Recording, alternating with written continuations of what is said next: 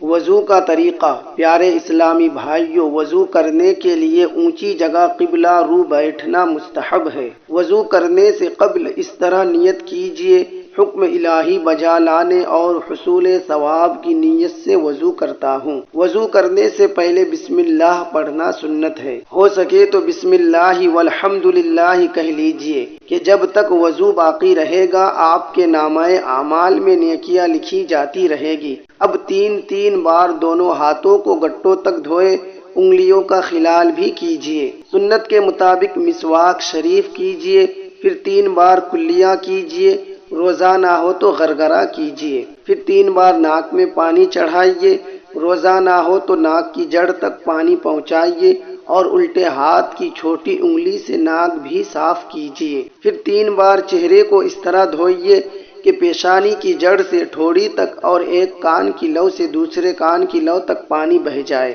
پھر 3 بار کوہنیوں سمیت دونوں ہاتھ اس طرح دھوئیے کہ کوہنیوں سے ناخن تک کوئی جگہ دھلنے سے نہ رہے۔ پھر دونوں ہاتھ تر کر کے ایک مرتبہ پورے سر کا مسح کیجیے۔ پھر شہادت کی انگلی سے کانوں کے اندرونی حصے کا اور انگوٹھوں سے بیرونی حصے کا اور ہاتھوں کی پشت سے گردن کا مسح کیجیے۔ پھر دونوں پیر ٹخنوں سمیت دھوئیے۔ پہلے دائیں پیر کو پھر بائیں پیر کو دھوئیے۔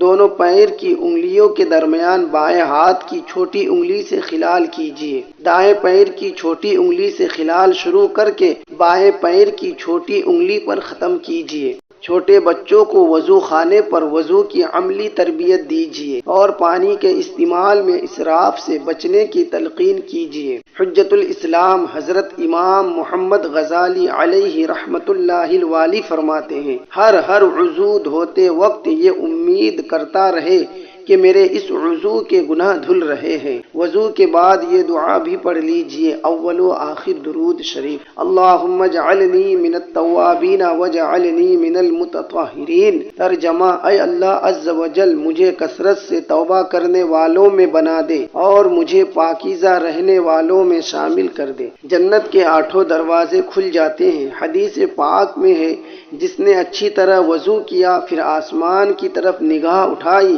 اور کلمہ شہادت پڑھا، اس کے لیے جنت کے 8 دروازے کھول دیے جاتے ہیں، جس سے چاہے اندر داخل ہو۔ وضو کے بعد سورہ قدر پڑھنے کے فضائل۔ حدیث مبارکہ میں ہے: جو وضو کرنے کے بعد 1 مرتبہ سورہ قدر پڑھے تو وہ صدیقین میں سے ہے، اور جو 2 مرتبہ پڑھے تو شہداء میں شمار کیا جائے، اور جو 3 مرتبہ پڑھے گا تو اللہ عز و جل میدان محشر میں اسے انبیاء کرام علیہم الصلاۃ والسلام کے ساتھ رکھے گا۔ نظر کبھی کمزور نہ ہو۔ جو وضو کے بعد آسمان کی طرف دیکھ کر سورہ قدر پڑھ لیا کرے، انشاءاللہ عز و جل اس کی نظر کبھی کمزور نہ ہوگی۔ دھونے کی تعریف۔ کسی عضو کو دھونے کے یہ معنی ہے کہ اس عضو کے ہر حصہ پر کم از کم 2 قطرے پانی بہہ جائے۔ صرف بھیگ جانے یا پانی کو تیل کی طرح چپڑ لینے یا 1 قطرہ بہہ جانے کو دھونا نہیں کہیں گے۔ نہ اس طرح وضو ہوگا اور نہ ہی